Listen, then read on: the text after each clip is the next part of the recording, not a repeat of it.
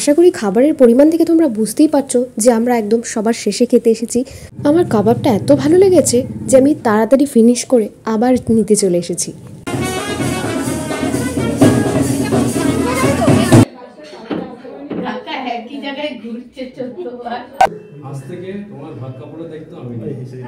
Hello everyone, আজ নিয়ে এসেছি তোমাদের জন্য ভাইয়ের বিয়ের সেকেন্ড পার্ট। আর আমাদের বাপের বাড়িতে বিয়ের নিয়ম হলো বিয়ের পরের দিন মাকে শ্বশুর বাড়িতে আনতে হয়।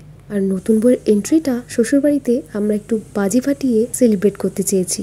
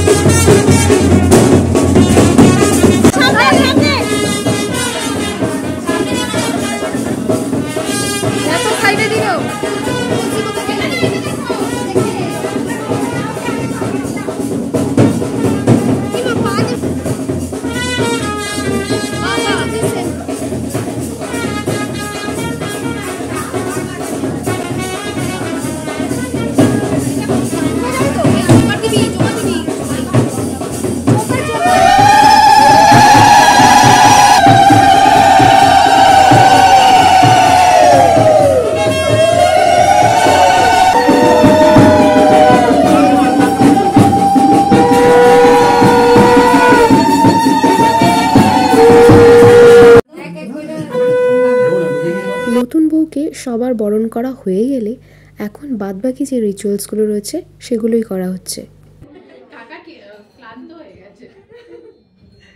তিনবার যেন মেলে দুবার হয়ে গেল। এই আবার গোলাবা, আবার উঠা, তিনবার মিলে না, থামতে দাও, মিলে যাবে না, মিলবে না, একটু ঘুরাইতে হবে ভালো করে জলটা। আরে ছড়ানো গামলা হলে তো ঘুরবে ভালো।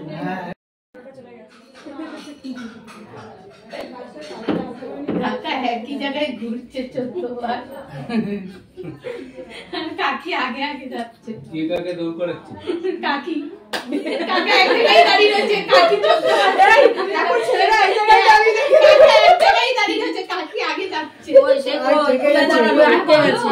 আর ইসে তো ওই জন্য আটকে যাচ্ছে। সেটা সাইড দেবে আমাকে। এইভাবে ছাড়া দেয়। বাহ। এলা কষ্ট করাবি না, ও যাতে সংসার করে। এবার তুমি ডাইনার দিয়ে উঠাও। 5 বার বললাম, 3 বার। 5 বার।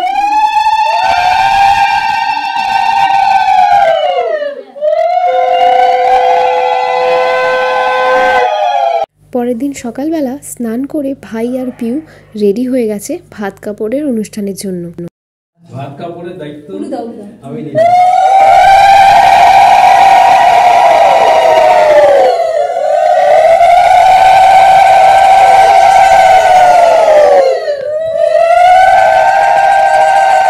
আজ থেকে তোমার ভাত কাপড়ের দায়িত্ব আমি নিই। আরে অন্য কিছু নিতে হবে, সব দায়িত্ব। সব দায়িত্ব, হ্যাঁ। মেকআপ তুমি ভালো যা বলার তুমি তাই বলো, তোমার যা মনে চায়। তোমার কোনো দায়িত্ব নেই, ভালো থাকার দায়িত্ব নিলাম। হ্যাঁ একদম। তোমার ভালো থাকার দায়িত্ব নিলাম। ভাত কাপড়ের পর্ব শেষ করে খাওয়া দাওয়া করে চলে এসেছি পার্লারে। আর এখন রিসেপশনের জন্য তৈরি হয়ে গেছি। আমার ফাইনাল লুকটা তোমাদের কেমন লেগেছে আমাকে কমেন্টে কিন্তু অবশ্যই জানিও।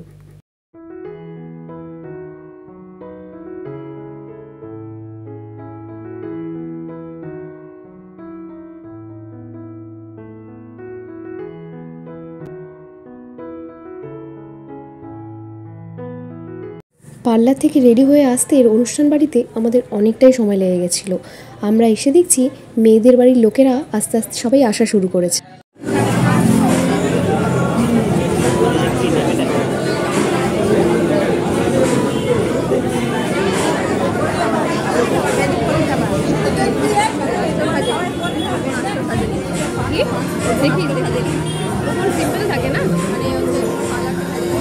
কন্যাযাত্রীরা যে তত্ত্বগুলো হাতে করে নিয়ে এসেছেন তাদেরকে দেখিয়ে দিল মা একটা রুম, সেখানে তারা তত্ত্বগুলো রাখবে।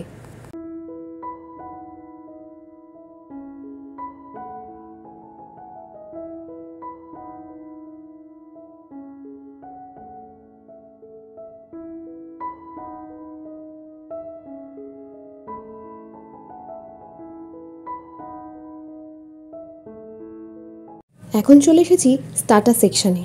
আমি এসেই সবার প্রথমে নিয়ে নিয়েছি চিকেন রেশমি কাবাব, যেটা খেতে খুবই সুন্দর হয়েছিল। আমার কাবাবটা এত ভালো লেগেছে যে আমি তাড়াতাড়ি ফিনিশ করে আবার নিতে চলে এসেছি। আর সবার মুখে বেবি ফিশ ফিঙ্গারের এত তারিফ শুনে আমি নিজেকে আর কন্ট্রোল করতে পারলাম না, অবশেষে খেতে চলে এসেছি। স্টার্টার কাউন্টারে অনেকটাই ভিড় হয়ে যাচ্ছিল, তার জন্য এখন চলে এসেছি মকটেল কাউন্টারে। আর এখান থেকে ট্রাই করলাম একটা ব্লুবেরি মকটেল।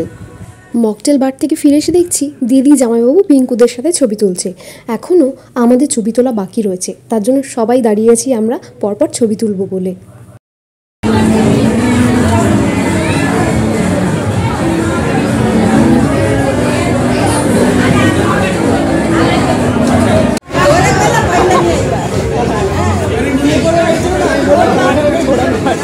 কন্যাযাত্রীদের সাথে ছবি তোলার পর এখন ছবি তোলা হচ্ছে আমাদের বাড়ির সমস্ত সদস্যদের সাথে।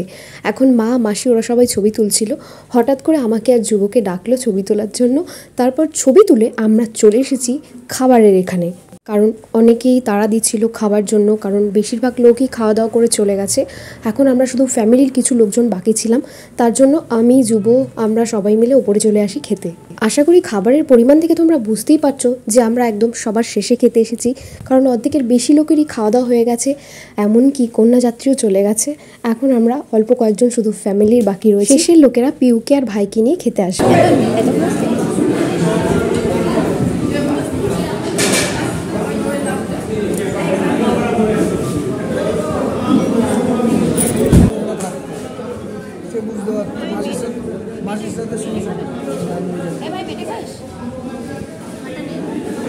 আমার মোটামুটি খাওয়া দাওয়া শেষ।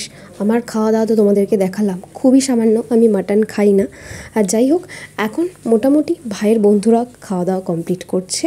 আর আমি ব্লগটা আজকে এখানেই শেষ করলাম। দেখা হবে তোমাদের সাথে নেক্সট অন্য একটা ব্লগে।